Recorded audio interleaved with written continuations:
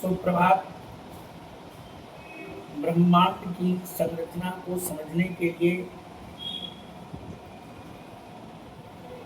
कुछ समय पूर्व यानी 4 जुलाई 2012 को जेनेवा के यूरोपीय परमाणु अनुसंधान संगठन, जिसे सर्न के नाम से जाना जाता है, के वैज्ञानिकों ने हिग्स बोसोन कण, जिसे गॉड पार्टिकल भी कहा गया, के खोज की घोषणा की।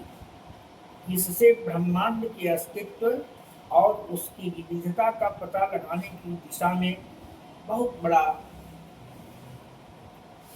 शोध माना गया और ब्रह्मांड की संरचना को समझने में इससे उम्मीद की जाती रही कि बहुत सारी बातों की व्याख्या हो सकती है, हुई भी।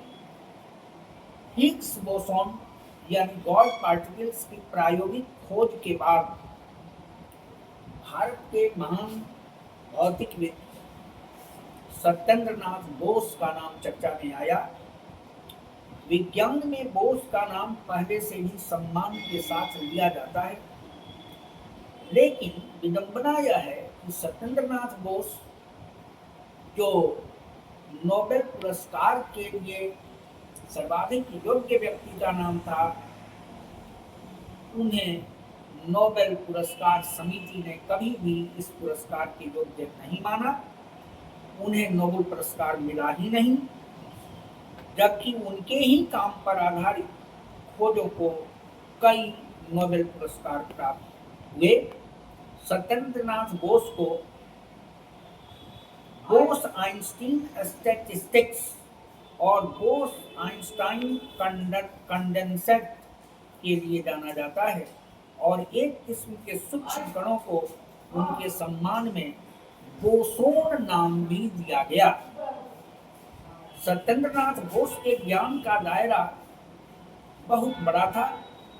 भौतिकी, गणित, रसायन शास्त्र, जीव विज्ञान के अलावे दर्शन, साहित्य और कलाओं में भी उनकी दिलचस्पी थी। वे बांग्ला, अंग्रेजी, फ्रेंच, जर्मन और संस्कृत भाषाओं के भी ज्ञाता थे और इसराज नामक वाद्य बजाना भी बजाते भी थे। यह कहानी दिलचस्प है कि बोस ने बोस आइंस्टाइन स्टैटिस्टिक्स की खोज कैसे की। बोस ढाका विश्वविद्यालय में छात्रों को भौतिकी पढ़ा रहे थे। वह विकिरण और अल्ट्रावायलेट कैटास्ट्रॉफी पढ़ा रहे थे। व्याख्यान का टॉपिक दिलचस्प था और छात्रों को यह बताना चाहते थे कि तत्कालीन सैद्धांतिक ज्ञान इन चीज़ों को समझने के लिए अपर्याप्त है, क्योंकि उसके नतीजे प्रायोगिक नतीजों के साथ मेल नहीं खा पाते हैं। यानी प्रयोग में जो हमारा फाइंडिंग प्राप्त होता है वो थ्योरी से कुछ अलग है, मेल नहीं खाता है। यह वह दौर था जब सापेक्षता एवं क्वांटम भौतिकी ने जड़ें जमानी प्रारंभ कर दी थी। दरअसल विकिरण और अल्ट्रावायलेट कैटास्ट्रॉफी जैसी परिघटनाएं जिस स्तर पर घटित होती हैं, वे पारंपरिक भौतिक विज्ञान के नियमों से अलग हैं, यानी क्लासिकल फिजिक्स के नियमों से हट करके हैं। पढ़ाते हुए सत्येंद्रनाथ बोस एक गलती कर गए। यह गलती कुछ इस प्रकार की थी कि यदि यह मान लिया जाए कि दो सिक्कों की उछाल एक ही साथ हो रही है, तो दोनों पर एक ही साथ हेड आने की कितनी प्रायिकता है। आम सांख्यिकी के हिसाब से इसका उत्तर होना चाहिए 25% मीन्स 25%। बोस ने गलत उत्तर मान लिया। 1/3 यानी 1/3 दोनों चित्त, 1/3 यानी दोनों पथ, यानी पहली स्थिति में हेड और दूसरी स्थिति में टेल, और 1/3 एक चित्त और एक पथ, 1 हेड एंड 1 टेल। लेकिन जब उन्होंने इस आधार पर गणना की तो जवाब प्रायोगिक नतीजों के मुताबिक आया। तब बोस को लगा कि ऊर्जा के विकिरण में सूक्ष्म कणों के लिए नियम अलग होते हैं। समस्या का समाधान बोस को प्राप्त हो गया था। दरअसल क्वांटम भौतिकी के नियमों के मुताबिक यही जवाब सही था। उन्होंने इस पर एक रिसर्च पेपर लिखा, लेकिन ढाका विश्वविद्यालय के 30 वर्षीय भारतीय रीडर के पर्चे को कौन गंभीरता से लेता। आखिर उन्होंने सीधे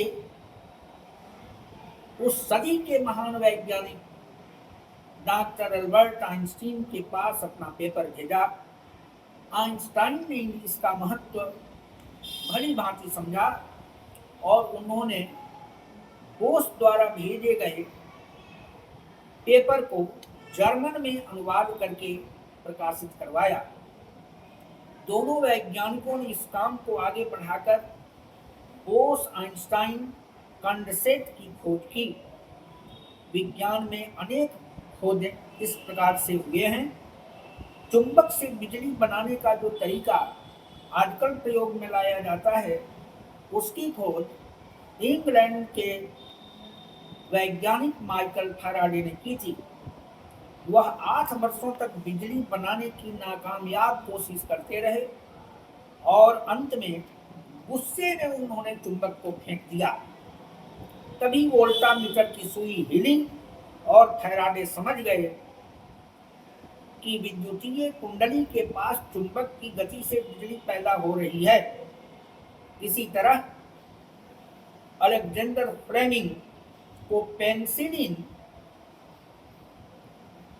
बनाने में यूं सफलता मिली कि प्रयोगशाला की खिड़की खुली होने से उनकी पेट्री डिश में फफूंद जम गई और इसके कारणों का वैश्लेषिक अध्ययन करने पर उन्होंने पेनिसिलिन की खोज को पूरी की। यह कहा जाता है कि अगर फ्लेमिंग की प्रयोगशाला एयर टाइट होती तो पेनिसिलिन की खोज नहीं की जा सकती थी। प्रख्यात दार्शनिक कार्ल पॉपर का तर्क है कि विज्ञान का विश्लेषणात्मक तर्क वैज्ञानिक खोजों के लिए काफी नहीं है। वह कला की तरह ही रचनात्मक काम है। समस्या यह है कि विज्ञान में भी साधनों से ज्यादा रचनात्मकता और समर्पण की आवश्यकता होती है। कभी कभी तो साधनों का अभाव ही फायदेमंद साबित होता है। निराह भटकने वाले ही अक्सर नई राहों के अन्वेषी होते हैं। कुछ इसी प्रकार की खोज यूरेनियम से संबंधित बातों को लेकर के भी हुई थी। हेनरी बेक्वेरेल, पियरे बेक्वेरेल और मैडम क्यूरी, इन तीनों के अथक परिश्रम के बाद जिस यूरेनियम को खोजा गया, बाद में उतनी ही मात्रा में सभी अवयवी तत्वों को मिलाने के बाद यूरेनियम प्राप्त नहीं किया जा सका। अतः